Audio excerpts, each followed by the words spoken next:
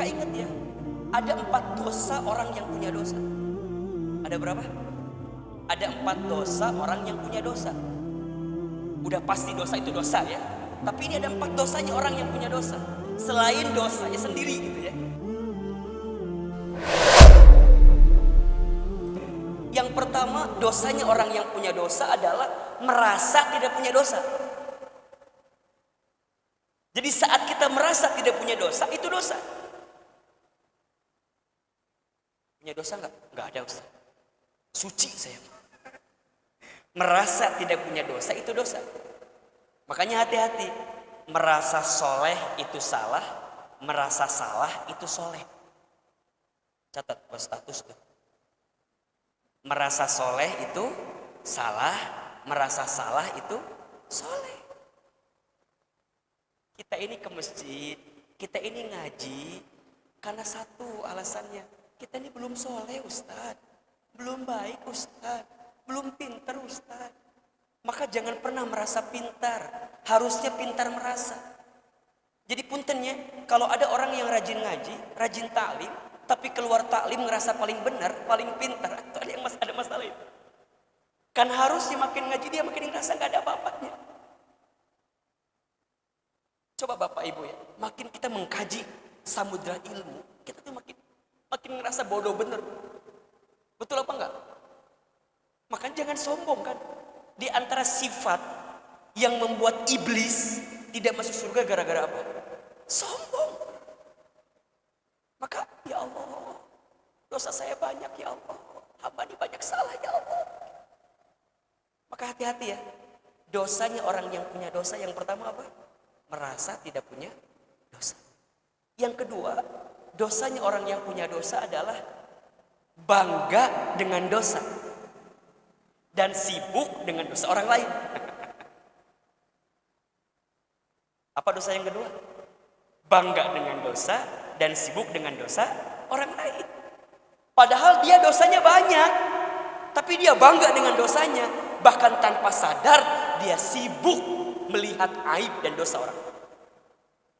Ibu bapak, hati-hati dengan membicarakan kejelekan orang lain ya. Nauzubillah. Kalau benar jadi fitnah. Kalau benar jadi gibah, kalau salah jadi fitnah. Jadi ngomongin aib orang itu, kalau salah jadi fitnah, kalau benar jadi apa? Jadi gibah. Dua-duanya gak ada baiknya. Apa perintahnya? Udah, lebih lihat diri kita sendiri dibanding sibuk sama aib orang lain. Kita ini kan kadang-kadang pintar begitu ya.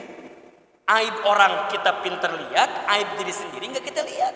Dan kita bangga dengan dosa kita. Nauzubillah. Itu dosa yang kedua. Dosa orang yang punya dosa, bangga dengan dosanya, dan dia sibuk dengan dosa orang lain.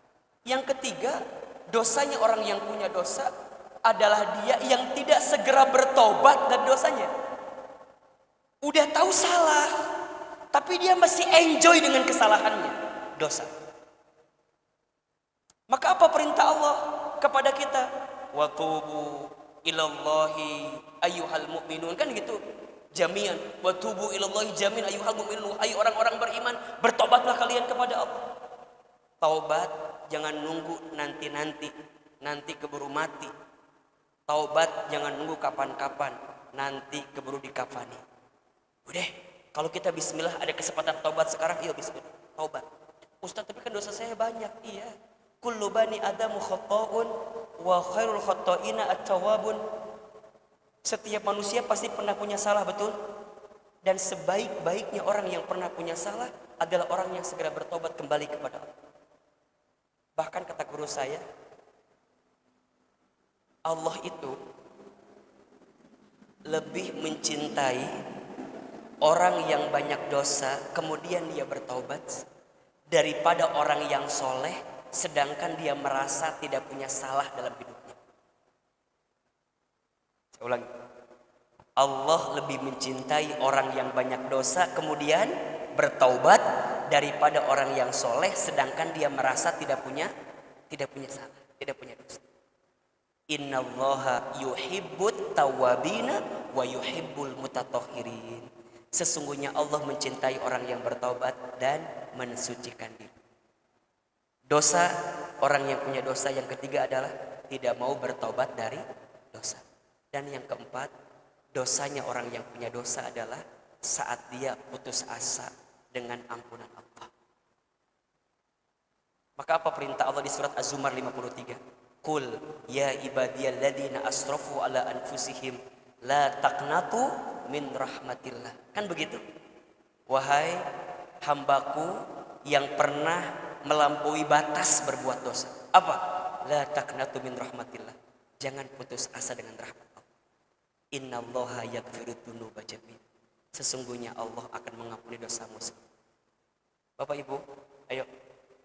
Tinggal menghitung hari kita akan berpisah dengan tahun 2021, betul? Kita akan ketemu dengan tahun 2022 insya Allah dengan izin Allah. 2021 ujiannya banyak atau tidak? Masalahnya banyak atau tidak? Berat sekali Ustaz. Ya, ayo. Allah takdirkan ada pandemi, ada corona begitu ya. Insya Allah ini cara Allah menyentil kita, mengingatkan kita. Kalau kita ini nggak ada apa-apanya ya, ternyata dikasih virus yang ukurannya kecil aja udah nggak bisa ngapa-ngapain.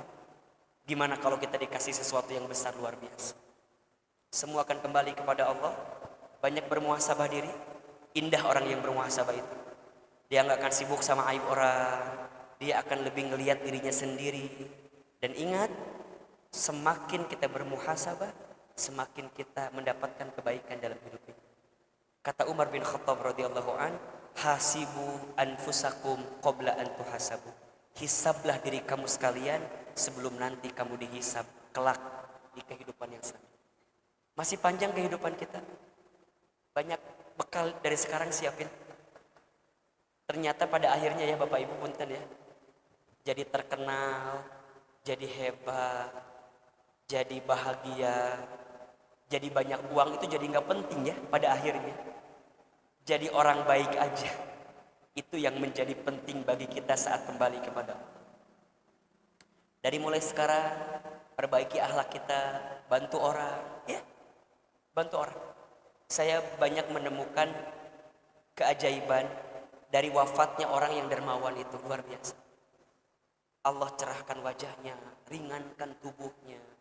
Kemudian bersih, tersenyum.